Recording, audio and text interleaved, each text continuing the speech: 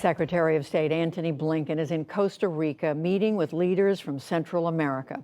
One of the likely topics will be vaccine equity as the COVID-19 crisis across Latin America and the Caribbean worsens.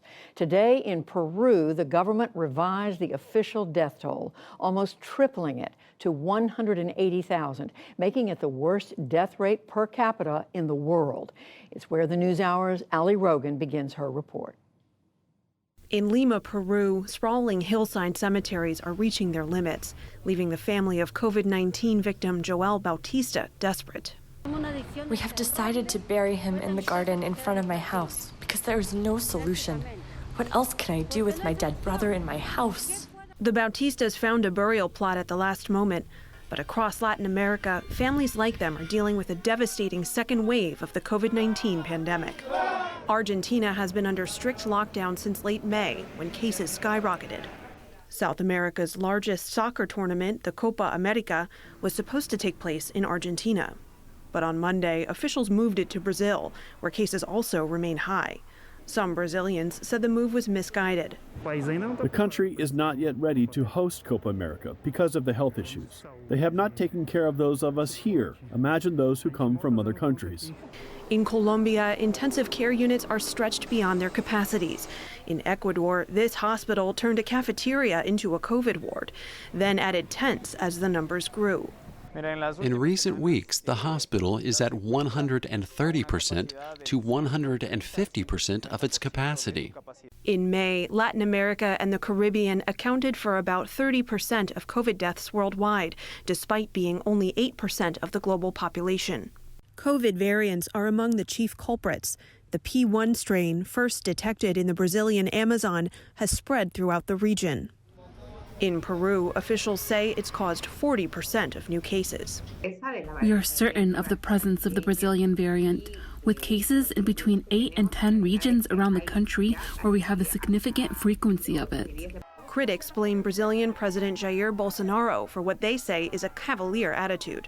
To health professionals, we regret the deaths from COVID and the other deaths in Brazil, but we must face the problem.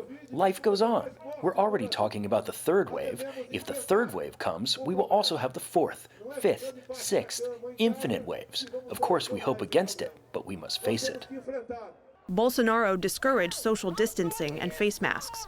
He dismissed COVID-19 as a little flu and encouraged the use of the malaria drug hydroxychloroquine as a cure. In Brazil's largest cities, tens of thousands of protesters demonstrated over the weekend, blaming Bolsonaro for the high death toll. Impeachment now. Out with Bolsonaro. I can't stand him anymore. There will be more deaths if he stays on. The COVID pandemic is due to a disastrous policy from the federal government, of an anti-scientific policy of denial that goes against social distancing because of the claim it will profoundly affect the economy. A low vaccination rate is making matters worse. As of late May, only 3% of people in Latin America and the Caribbean were fully vaccinated. The United States has come under pressure to share its vaccine surplus with Latin America, in part to counter China's conditional vaccine diplomacy. Honduras has struggled to get Chinese vaccines because of its diplomatic ties with Taiwan. Neighboring El Salvador, an ally of China, donated some of its stockpile. The Salvadoran people are with the Honduran people with this humanitarian donation going beyond borders. China is also sending vaccines to Uruguay. Seen as an initial success story, the country's cases are surging. It secured enough vaccines for just over half its population. President Louis Lacalle Pou said China's help signified strengthening ties. We are ready to upgrade our bilateral cooperation in the area of health. I would consider it very firmly. In some cases, even aggressive vaccine diplomacy is insufficient. So far, Bolivia has only received about 5% of the 5 million doses it expected from Russia. Since the vaccination of people with kidney diseases and cancer began, the process has accelerated a little. But we see this could go on until 2026 or even 2027. As the virus worsens all over the region, it's exposing deep fractures between governments and citizens. In Colombia, demonstrators defied second-wave lockdowns starting in late April, responding to a planned middle-class tax hike intended to help the pandemic-stricken economy. But even after President Ivan Duque withdrew it, the marches grew, as did the demands. Now, protesters are calling for widespread government and police reform. Colombia has lost its fear and will keep on until there is real change. Police are using increasingly brutal tactics. Since protests began, 63 people have died and hundreds have been reported missing. Health officials worry that deaths will continue to rise as protesters contract COVID-19. We can't continue like this. We need to take measures so as to resolve the political issues of the country. But now it is a matter of life and death. Across the region, the COVID crisis is also fueling an economic one. In Chile, the government is allowing citizens to draw down their pensions for a third time, which economists say is only forestalling a bigger disaster. It is the only available alternative. But this is like selling your fridge to buy food. The reality is you're making it worse. But the people of Latin America are also determined to make it better.